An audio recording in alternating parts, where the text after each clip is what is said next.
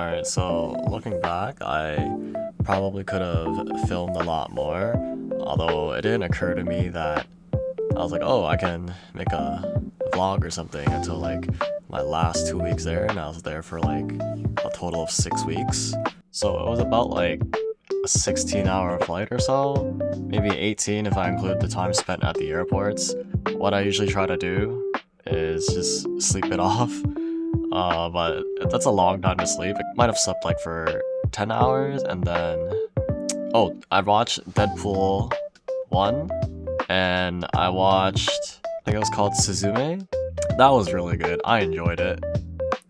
So after landing in Japan, I was so glad to see the ground after so long. It's also super nice walking around that there were a lot of signs that had English on them. And if not, there's typically like some kind of picture. Like the washroom signs are pretty universal. After getting our luggage, I was trying to make my way over to wherever the limousine buses were. I checked with the counter to make sure the tickets I purchased on Klook were good with the limited Japanese I knew. I was probably like, "Ticket to daijobu desu ka?" And then the clerk said, "Oh, hi, daijobu, daijobu." Klook is a platform or app for traveling. Would highly recommend it.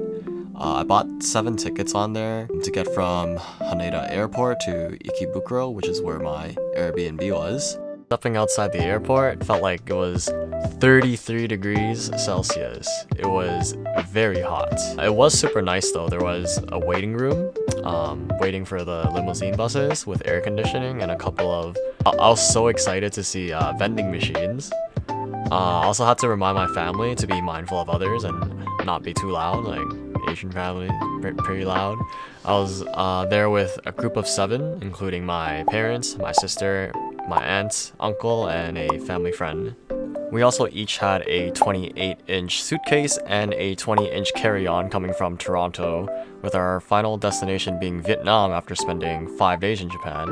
So our luggage situation was something like this. Oh, and we also all had personal backpacks. I kind of felt bad for our driver who had to haul in all of our suitcases, but anyway. Google Maps said busing from the airport would be about an hour. It ended up being like 3. There was a lot of traffic. We were underground or in the tunnels for a while, and looking out, I had to get used to everything being on the left side. It was dark by the time we got to the stop.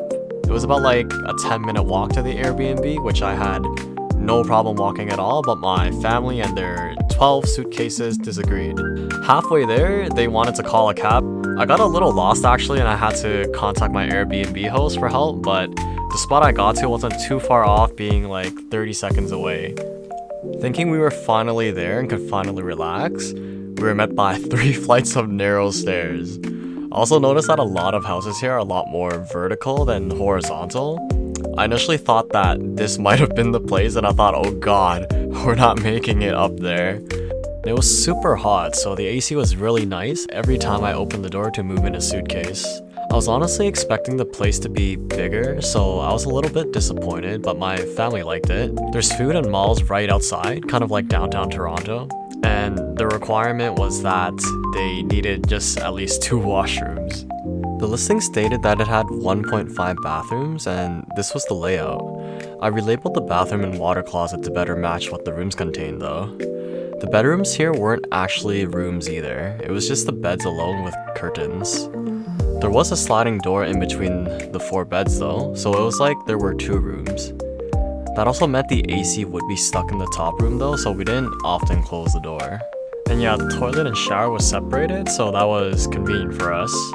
After unpacking, I took everyone to 7-Eleven for food within like a 2-minute walk, and we called it a day. The next morning, some of us woke up around 6 a.m. I was originally planning to just 7-Eleven every day waking up, as one of my friends had suggested, but I think my family looked down on 7-Eleven and thought it was a waste. We hung out in the Airbnb for a bit longer, then walked over to Sunshine City. Yo, I'm in Gachapon heaven right now, or what?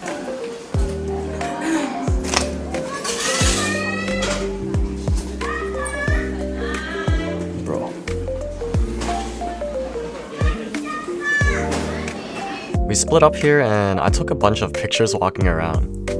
I went to the Ghibli store, One Piece shop. I bought my cousin some One Piece souvenirs.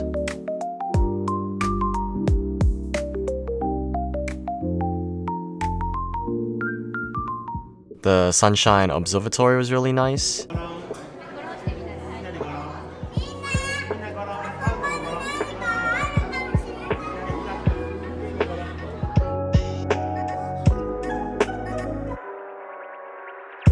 I got myself a new coin pouch since my current Totoro one is slowly falling apart, and my other friend Alugia.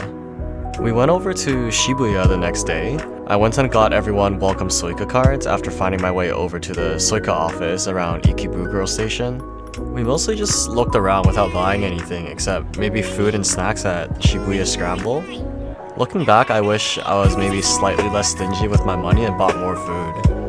I got myself and another friend chopsticks with our names engraved on them. Very rarely, and I mentioned to my family, there are people who spoke Mandarin, so I was happy they were able to connect with some of the locals here too. The highlight of today was walking around Mega Don Quixote. It was cool just seeing the variety of things that were sold there. I ended up buying like 3 umbrellas by the end of my trip. Something about rain and umbrella aesthetics in anime heavily inspired me. Walking around Tokyu Plaza, Shibuya, there was a robot serving ramen place that caught our eye, so we decided to try that out. It was called Pepper Parlor. The ramen honestly wasn't very good, to much disappointment, but it was a cool experience for my family to talk to the AI robot. Waking up the next day, I was super excited because I had Team Lab's Borderless book today. At this point, everyone kind of did their own thing for breakfast while I walked over to 7-Eleven and sometimes got food for others. My dad at this point was surprised how many food options they had and that the food was actually not bad. We made our way over and I was a bit early, so we walked around. I also realized I messed up and purchased tickets for the wrong date, so I started panicking when the usher advised to come back tomorrow. I asked if it's possible to make an exception, explaining that we came from Canada, and thankfully they allowed it. I'm forever grateful despite me not really remembering this person's face anymore. I didn't really know what to expect going in, so it was nice that they had an instructions viewing before entering. There was also Chinese, so I assumed everyone else in my family read the instructions. Note that they did not. We went into the closest room after entering, and there were more people here than I expected. It was pretty cool, but after maybe 2 minutes, I left with my sister to adventure elsewhere. We saw some really cool places that I wanted to share with the rest of my family, so I tried to trace back my steps to look for them. It was kind of like a maze, so it was somewhat difficult, but we made it there eventually. I thought after 20 minutes, there was no way they would still be in the first room, so I looked elsewhere near the area. Not being able to find them, I actually went back to the first room and they were still there. They told me that they thought this one room was the whole exhibit. My uncle and my friends started getting a headache as well, so they exited early, not realizing there was so much more to explore here. I ended up walking around with my parents, aunt, and sister for maybe another 2 hours while they waited outside. After we finished, we walked around the building a little bit more at Azaburai Hills Market before deciding to take the train back to our Airbnb since some of us were tired. So long story, but we ended up going to another Airbnb for our remaining days. Getting back to the Airbnb after Shibuya, I asked my host if there were more washrooms and about the hot tub that was in the listing. Maybe there was a mistranslation somewhere, but they referred me to the hot water available instead. For the washroom, the public ones here are actually very clean, and I'd probably prefer them over my own in my house, to be honest. My host mentioned I could use the one near one of the station entrances in Ikebukuro, which was pretty close actually. Moreover, they mentioned if I wasn't satisfied with the current location, that we could move to another one nearby without additional charges. I checked the listing out that they gave me and it was a huge upgrade. Being a bit cautious though, I walked over at night to see how far it was and how the area was like. Letting my family know as well, they were very reluctant since there were only 2 days left and they didn't want to haul all the suitcases over. After debating for a while and seeing how cramped we were in our current Airbnb, I offered to move everything. I made 4 trips back and forth and it was about a 15-minute walk each way, taking 2 suitcases with me per walk. So I got about 8 suitcases over within 2 hours of walking. I didn't really mind, as ridiculous as it sounds, with how nice it was to walk around at night in Japan. My family felt bad for me though, so they insisted we call a cab to get the rest over. So going from 2 bedrooms, 4 double beds, 1 washroom, 1 shower, our new place had 3 floors with 4 bedrooms, about 5 double beds, 2 washrooms, and a shower, and a living room. It was so much better since we did spend a fair amount of time in our Airbnbs waking up and coming back, just hanging out. The only downside was that we had to walk a bit further before getting to the main street for like 7-Eleven or any food, and we were also a bit further away from the train station. We had the Art Aquarium Museum booked the next day, and my cousin had recommended checking out the Tsukiji Fish Market, so I had the two scheduled for the next day. I didn't realize the fish market or just fish markets in general closed so early. Everything basically closed around 2 p.m. and as late risers, I think we got there around 1, so we had only about an hour to check stuff out. My sister and I got some snacks while my family was actually having a blast shopping. We still had some time before the Art Aquarium, so we took our time walking over. The Art Aquarium wasn't as good as Borderless, but it was still a pretty cool experience. My dad and uncle didn't want to walk anymore, so I had 2 extra tickets I couldn't refund, but luckily I was able to find 2 other English-speaking Americans who were happy to buy them off me. I sold them for half price, although they offered to pay in full for them because I felt like they were the ones doing me a favor, and I thought why not do something nice. We walked around the building before heading back to conclude our last day.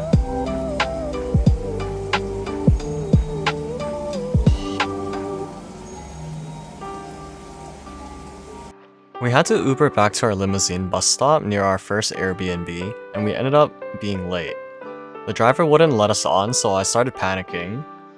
I had a global phone plan, so I attempted to call customer service without the country code for like the first 10 minutes, so it never got through.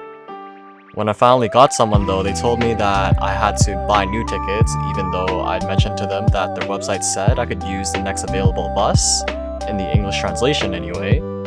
We waited long enough, maybe an hour or so, before the next bus arrived, and I tried my luck, and luckily this driver let us on this time.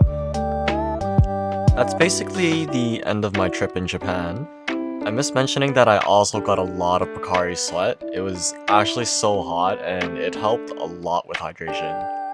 And I also just enjoy the drink. Although I feel like it would have been good if I tried out different things too. But I'm also the type of person to just stick with one thing after I know it's good, to be safe. Anyways, thanks for watching. I don't know if I'll end up continuing this or do another one of these, but yeah, maybe, I don't know, let me know in the comments.